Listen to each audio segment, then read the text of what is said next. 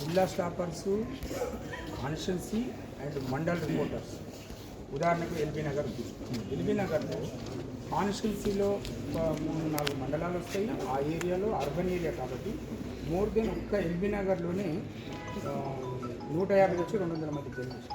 ఎవరు వీళ్ళంతా అంటే ఛానల్స్, పేపర్స్ అండ్ ఎంపానల్మెంట్. మన దగ్గర రికార్డు ఉంటుంది. మనము అక్రెడిటేషన్లో ఎన్ని జారీ చేస్తున్నామో మనకి తెలిసిపోతుంది. ఇంతకుముందు ఇచ్చిన అక్రెడిటేషన్లు ఎలిజిబిలిటీ ఎంపానల్మెంట్ ఉన్న పేపర్లకు, ఛానళ్ళకు మాత్రమే ఇచ్చినాం. ఎంపానల్మెంట్ అఫీషియల్గా మనం చేసినాం. దాంట్లో 10,000 కాదు 23,000 మంది జర్నలిస్టులకు లాస్ట్ టైం ఇస్తే ఇంకా ఆడి కూడా గగ్గోలు పెట్టిరు మన వాళ్ళు సరిపోలేదు ఇంకా. సో ఇంకా నేనేమైందంటే ఫీల్డ్ స్టాఫ్ని మాత్రమే మనం కనిపిస్తాం సార్.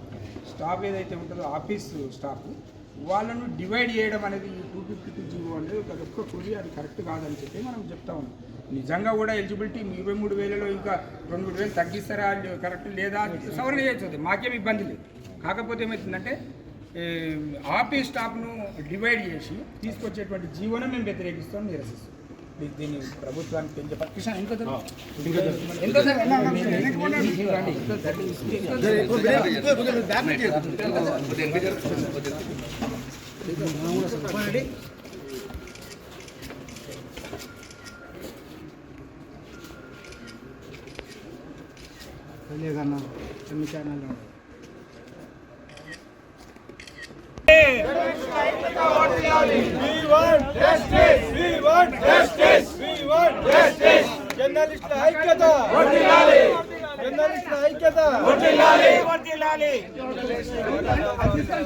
ప్రత్యేక తెలంగాణ కోసం దాదాపు 12 సంవత్సరాలు జరిగిన ఉద్యమంలో మేము బాధ్యత తీసుకొని అల్లం సార్ నాయకత్వంలో 2001 నుంచి అల్లం సార్ ఉన్నాడు. తర్వాత ఒక 2 ఏళ్లలో మేము అందరం కలిసిపోయినాము. అప్పటి నుంచి దాదాపు 12 ఏళ్ళు సాగిన ఉద్యమంలో మేము పోరాటాలు చేసి తెలంగాణ తెచ్చుకున్నాం.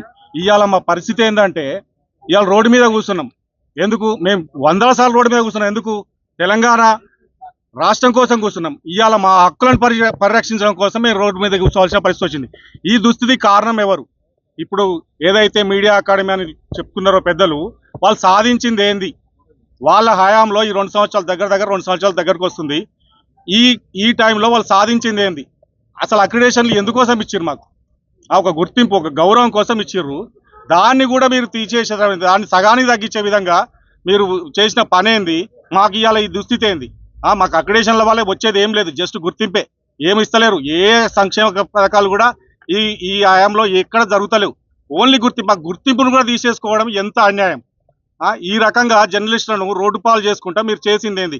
తెలంగాణ ఉద్యమంలో కీలక పాత్ర పోషించే జర్నలిస్టులకు ఇవాళ దక్కిన గౌరవం ఏంది? రోడ్డు మీద కూర్చోవాల్సి వచ్చింది. వాళ్ళు మా హక్కులను పరిరక్షించుకోవడం కోసం రోడ్డు మీద కూర్చోవాల్సి వచ్చింది. ఈ పరిస్థితి కారణమైన ఇప్పుడున్న నాయకులు ఎవరైతే ఉన్నారో, మీడియా అకాడమీ ఎవరైతే చెప్పుకుంటారో, ఇలా పాలన చేస్తారో, వాళ్ళు ఖచ్చితంగా మొత్తం రిజైన్ చేయండి. మీరు ఫెయిల్ అయిపోయారు. మీరు జర్నలిస్టుల హక్కులను సాధించడంలో మీరు పూర్తిగా విఫలమయ్యారు. మీకు కొనసాగే అర్హత లేదు. ఖచ్చితంగా మీరు రిజైన్ చేయాలి. అందరూ రిజైన్ చేయాలి. అందరూ వచ్చి రోడ్డు మీద కూర్చుందాం, పోరాడదాం, మన హక్కులను సాధించుకుందాం. మీ వల్ల కాదు, మీరు నాయకత్వం చేయలేరు. అందరూ వచ్చి రోడ్ల మీద కూర్చుందాం. అసలు ఎట్లా వస్తాయో జర్నలిస్టులకు ఎలా సంక్షేమ పథకాలు అమలు చేయించాలో మాకు తెలుసు. మీరు రండి, మాతో కలిసి రండి, అందరం కలిసి సాధించుకుందాం. దీనికి వ్యతిరేకంగా మీరు ఇంకా ఇలా మొండి వైఖరి ప్రవర్తిస్తే మాత్రం ఖచ్చితంగా మేము రోడ్ల మీద ఆ రోజు తెలంగాణ కోసం ఎలాగైతే మేము పోరాటాలు చేసినామో అదే పోరాట స్ఫూర్తితో మేము కొనసాగుతాం. అల్లం సార్ నేతృత్వంలో మేము ముందుకెళ్తాం. ఖచ్చితంగా మా హక్కులను మేము సాధించుకుంటామని తెలియజేస్తున్నాం.